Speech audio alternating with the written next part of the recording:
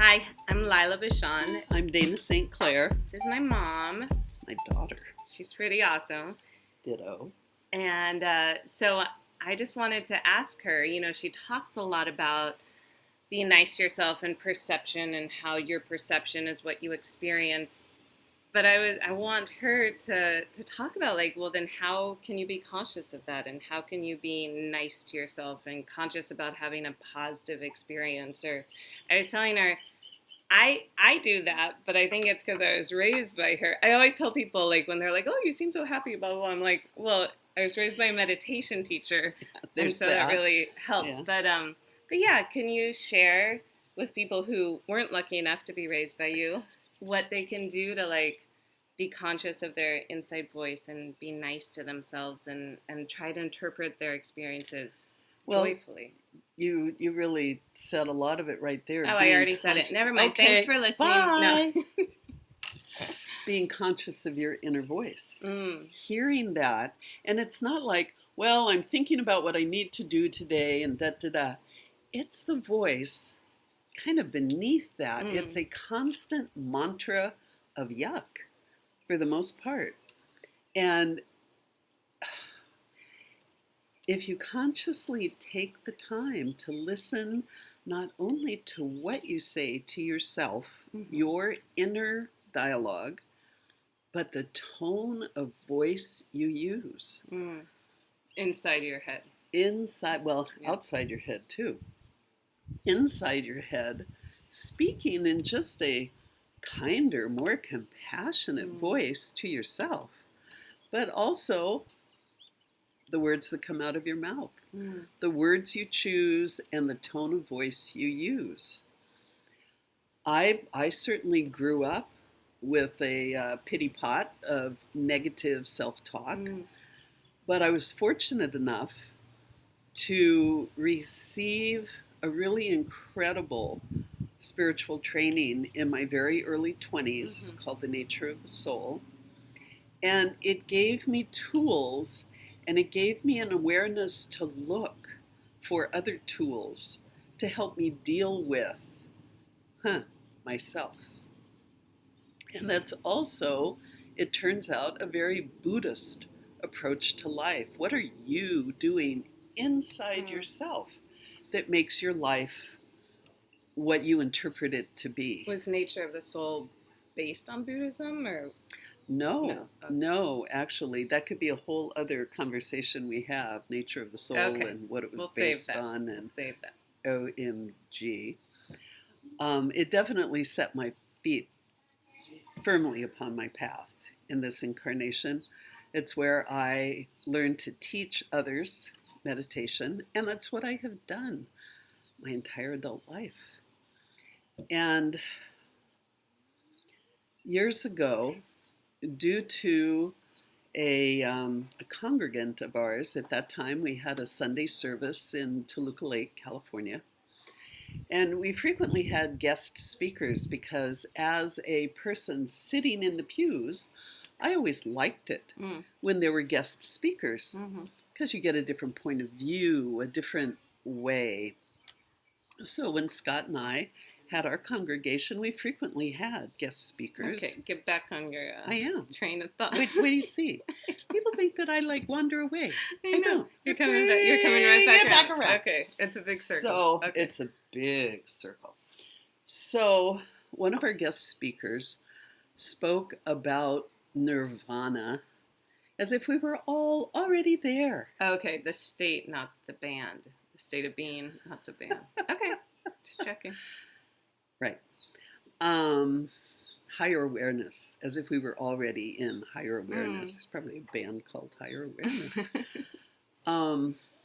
And I heard one of our regular congregants in the back of the room go, "Yeah, but how do you get there?" That became the question that not only could I not get it out of my head, I chose to not get it out of my head. And I sat down with it and gave it some consideration. How do you get there? Yeah. Turns out 3 steps. First, listen to your thoughts. Listen to your inner dialogue or monologue, depending on how you're wired. What are you saying to yourself? Mm. I'm so messed up. This will never work. She'll never like me. Do you have a trick to how you listen? Like, oh, every time I see the color red, I'll pay attention, or something like that. Oh, like, those are always good little triggers yeah. like Do that. people like? Is it hard for people to listen to their inner thoughts? It depends on every individual. We're each so different. Mm. Some people here listen to your thoughts and they go, whoa, great idea. I'm on it. Other people here listen to your thoughts and go, what? Do what? How do I do that? Mm. The second step, after you listen to your thoughts and the tone of voice with which you speak to your own fine self, Mm-hmm. because lots of times we talk to ourselves in a mean, nasty, annoyed voice. Why do that? Because, like, it'd be groovy if you were your own best friend. Mm-hmm. Why not? So, once you are listening to your thoughts and hearing your inner mantra, which for the majority of people is poop, poop, poopy, poop, poop. Then, step 2, self-kindness. Being kind to yourself, which to many people sounds totally revolutionary. It is, in fact, evolutionary, because when you are compassionate and kind to yourself, oh, what do you know? You turn out being compassionate and kind to other people. So step 1, listen to your thoughts. Step 2, self-kindness. Step 3, appreciation. I am so lucky. I am so grateful. It was in the later 80s that I began reading places and hearing, be grateful. Before you go to sleep at night, think of 3 things you're grateful for. My kids, the sunset, an insight that I had. What I found out, and I did not expect this, I found out that the more I was grateful for things in my life, the more things showed up in my life to be grateful for. Whoa. That was good. I was like, oh, who knew? Yeah. Appreciation brings you full circle. When you appreciate, you open the door to this moment, to what can happen, instead of being fixated on the poo. All the things that I'm angry about and bitter about and frustrated about and annoyed about in that list, and your fixation with all those things can go on for your entire incarnation. Why? Why? You live inside yourself. Make it a friendly, kind, compassionate inner terrain. Life is good. Life is good. And we can be good to each other. Our children, our family, our fellow humans, the teller at the bank, the checkout clerk at the grocery store. Be kind. Be kind. I've said for a long time, show up, engage, be kind. I love that. Show up, engage, be kind. Yeah, there's another word for engage. I can't think of it right now. Get stuff done. But, okay, so you pay attention to what you're saying and how you're saying it. How you're talking to yourself.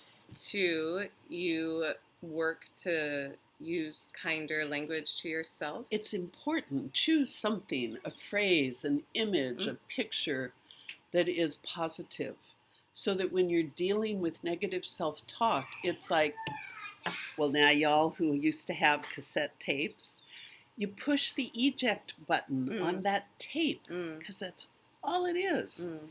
And you have something positive to replace it with. Life is good. Yeah. I am so blessed. Whatever works for you, but you have to have something positive, because if you eject the negative and you have nothing to put in its place, guess what pops right back? The negative. So before, come up with something to put in there. Yeah. That is really helpful. Prep yourself, you know, how Mhm. you make lunch and take it with you to work or whatever. Make something positive. Well, you were saying self-kindness is work. So work on being kind to yourself. Yeah, Yeah. but make it joyful work, Yeah. blessed work. We're each here living completely on our own planet. We get to bump into each other every now and then. Her planet is so different than mine. It's pretty I awesome. did not know that a human being could be so self-motivated Oh, okay. until I met her. And even as a small child, so self-motivated, so impressive. Yeah. Yeah. You said, okay, so Yeah. be conscious of what you're saying, how you're saying it. Actively practice kindness to yourself. Self-kindness. And 3, actively practice gratitude and appreciation. Gratitude lubricates the miracle. I love it. That's great.